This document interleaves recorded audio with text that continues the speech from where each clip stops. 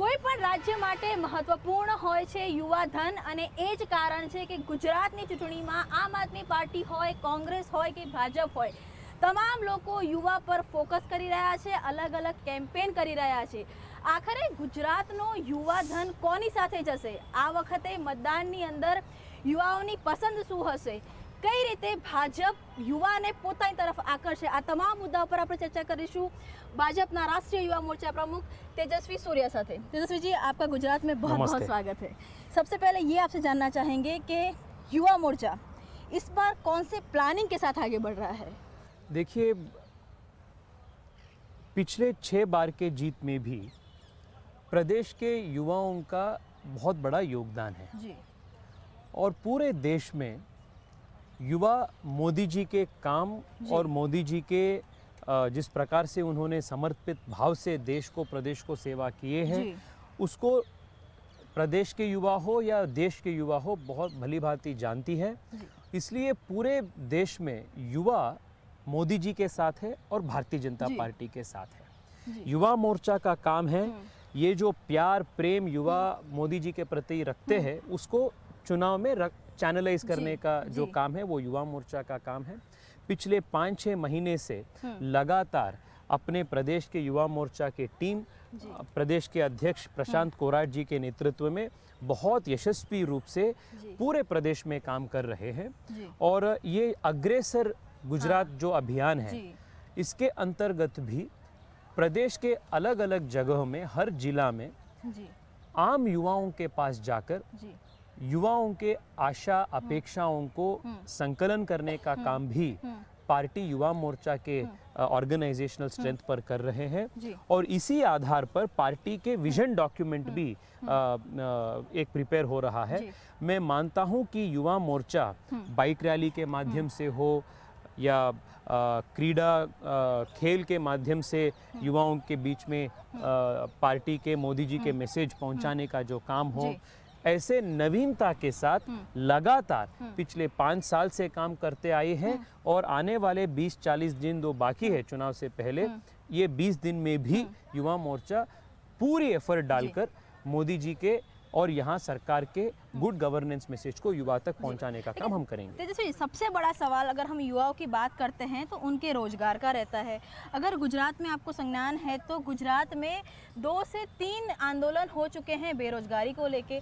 सबसे बड़ा मुद्दा कांग्रेस का हो रहा है, वो भी युवाओं बेरोजगारी रहा है। आम आदमी पार्टी भी इस मुद्दे पे सवाल उठा रही है कि गुजरात के युवाओं के पास रोजगारी नहीं है, सरकारी नौकरियों के अंदर एक तरफ भर्ती नहीं हो रही है, दूसरी तरफ काफ़ी सारा वेटिंग है। तो किस तरह से आप इन सब मुद्दों को लेके डिफेंस करेंगे, आगे जाएंगे? मैडम देखिए, रोजगार सृजन करने का जो चैलेंज है वो भारत जैसे एक बड़े देश में जहां बड़े आबादी युवाओं का है, वो प्रदेश में भी देश में भी एक चैलेंज है ही।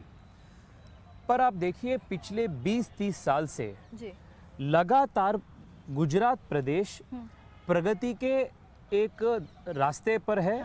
और गुजरात में एजुकेशन से लेकर एम्प्लॉयमेंट तक, एंटरप्रेन्योरशिप से लेकर जॉब क्रिएशन तक गुजरात नंबर 1 स्थान पर काम कर रहे हैं। गुजरात में बीजेपी सरकार आने से पहले कितना मेडिकल कॉलेजेस था, कितना यूनिवर्सिटीज था, कितने इंजीनियरिंग मेडिकल सीट्स थे और आज कितना है, इसका आप एक कंपैरिजन किए तो आपको पता चलेगा कि एक मिनट सुनिए ना, आप तो कह रहे हैं कि जब उनकी सरकार थी वो जो करके रहे थे उनके सरकार, भाजपा आगे बढ़ रही है, भाजपा कुछ नया नहीं लाई है। तो आप ये बताइए कि गुजरात में आपका क्या 30 साल से यहाँ लगभग 30 साल से भारतीय जनता पार्टी की सरकार है। 30 साल से जो विकास हुआ है, ये विकास का श्रेय भी क्या कांग्रेस पार्टी को जाते हैं क्या?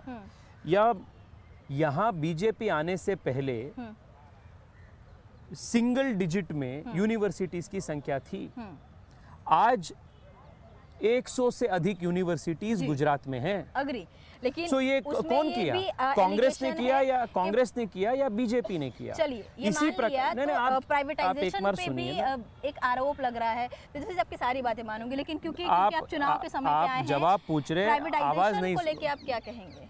देखिए, प्राइवेट का भी ज़रूरत पड़ता है, पब्लिक इन्वेस्टमेंट का भी ज़रूरत पड़ता है।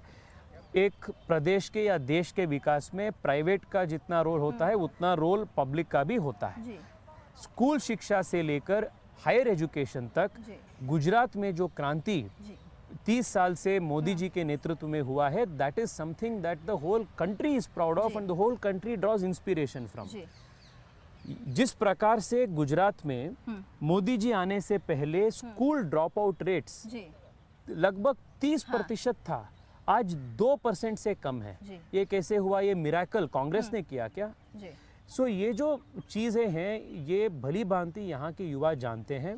आज भी इनोवेशन इंडेक्स में गुजरात नंबर 1 में है, जी सोलर रूफटॉप डालने में गुजरात नंबर 1 में है। तेजस्वी जी, जो आप अभूतपूर्व जीत की बात कर रहे हैं वही बात भाजपा के हर सीनियर लीडर कर रहे हैं। क्योंकि जब दो ये हम सिर्फ हाँ। जनता की आवाज़ को बुलंद कर रहे हैं, ये अपने खुद के बात नहीं है। We are speaking what the people of the state are जी स्पीकिंग। बिल्कुल। और उसी तरह से जिस बार नरेंद्र मोदी गुजरात के मुख्यमंत्री थे और जब प्रधानमंत्री बनने वाले थे और वो जो कैंपेन हुआ था उसमें सबसे अहम रोल में युवा मोर्चा रहा था, युवा मोर्चा की टीम रही थी। सबसे ज़्यादा कह सकते हैं कि मेन फोकस युवा मोर्चा था। इस बार जिस तरह सब लोग कह रहे हैं कि गुजरात में भाजपा हिस्ट्री बनाने जा रही है, युवा मोर्चा का सबसे अहम रोल क्या होगा? 5-6 महीने पहले से ही युवा मोर्चा युवा मतदाताओं के पास जाने का, बहुत योजनाबद्ध तरीके से जाने का एक प्लान हमने किए हैं और उस प्रकार से काम करके आई है।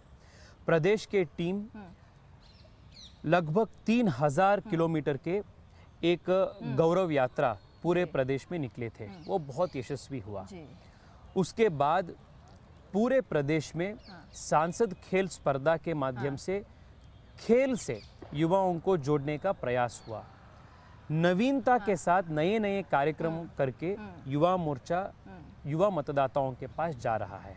आज भी जो ये 15 दिन का जी। अग्रेसर गुजरात कैंपेन, अभियान है, हाँ। उसमें हमारा फोकस है युवा मतदाताओं को टच करना और उनसे बात करके उनके आशा अपेक्षाओं को पार्टी में संकलन करना। जी और फर्स्ट टाइम वोटर्स को स्पेशली युवा मोर्चा ने टच कर रहा है और उनसे बात करके वोटर रजिस्ट्रेशन करवाना हो या उनको ठीक इलेक्टोरल चॉइसेस बनाने में इंस्पायर करने का काम हो, ये सब चीज़ युवा मोर्चा कर रहा है। और मैं फिर एक बार दोहराता हूँ, इस बार के पार्टी के जीत में फर्स्ट टाइम वोटर्स जो है, फर्स्ट टाइम मतदाता जो है, उनका बहुत बड़ा भूमिका होगा and we will come to power on their strength. चलिए, एक आखिरी सवाल। यूथ हमेशा अट्रैक्ट होता है अपने यूथ लीडर से।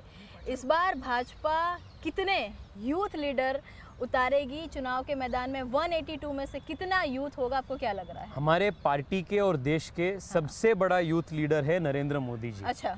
वो गुजरात में हो, अंडमान निकोबार में हो, नागालैंड में हो। हाँ सो जितने भी प्रदेश में फर्स्ट टाइम वोटर्स है, युवा मतदाता है, सब मोदी जी से इंस्पायर्ड है। और सब लोग मतदाता की बहुत बात नहीं कर रहे थे, मैं यूथ लीडर की बात कर रही हूँ। क्या लग रहा है, कोई नए यूथ चेहरे इलेक्शन के मैदान में पार्टी कैंडिडेट देश में एकमात्र पार्टी है जो आम युवाओं को भी पॉलिटिकल प्लेटफॉर्म देती है। देश में एकमात्र पॉलिटिकल पार्टी है जहां आपके सरनेम को बिना पूछे, आपके बैंक बैलेंस बिना पूछे, आपके खानदान के बैकग्राउंड को बिना पूछे आपको एनकरेजमेंट मिलता है, टिकट मिलता है। सिर्फ भारतीय जनता पार्टी है, मोदी जी के पार्टी है। सो पार्टी को या प्रशासन को वरिष्ठ कार्यकर्ताओं का अनुभव भी चाहिए और युवा नेताओं का एक डायनामिज्म भी चाहिए। पार्टी भली भांति विषय को जानती है, 100% रहेगा। And I will reiterate, if there is only one truly democratic party in India today which gives young a platform, it is the Bharatiya Janata party. में खुद इसका एक उदाहरण जी बिल्कुल। धन्यवाद बहुत हमारे बहुत साथ धन्यवाद, बातचीत थैंक यू, करने के लिए। तो नमस्कार। આ હતા ભાજપ યુવા મોરચાના રાષ્ટ્રીય અધ્યક્ષ તેજસ્વી સૂર્યા સ્પષ્ટતાથી માની રહ્યા છે કે ગુજરાતમાં અનેક કામ ભાજપ દ્વારા કરવામાં આવ્યા છે।